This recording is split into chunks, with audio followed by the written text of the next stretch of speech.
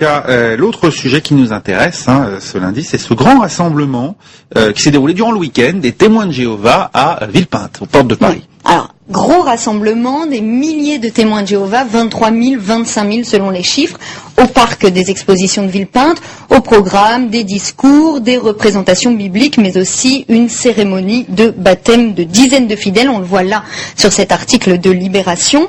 Si les médias ont beaucoup parlé de ce rassemblement, c'est surtout parce qu'il intervient 3 semaines seulement après une décision favorable de la Cour européenne des droits de l'homme en faveur des témoins de Jéhovah. Une victoire après 15 ans de procédure presque toutes perdues devant les juridictions françaises. C'est notamment ce que souligne Libération.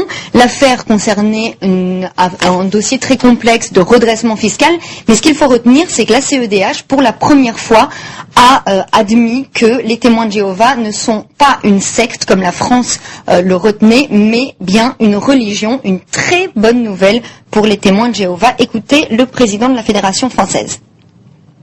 La décision de la Cour européenne des droits de l'homme donne raison aux témoins de Jéhovah et de ce point de vue, elle nous donne tout à fait satisfaction.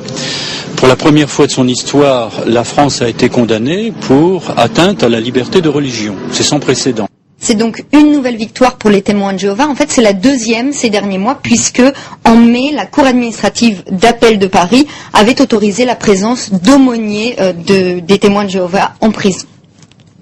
Pour autant, il faut ouvrir sa porte quand les témoins de Jéhovah frappent, c'est une autre question, mais en tout cas, on est rassuré de savoir qu'il ne s'agit pas d'une secte et qu'effectivement, ils ont aujourd'hui, d'une certaine manière, pignon sur rue en France.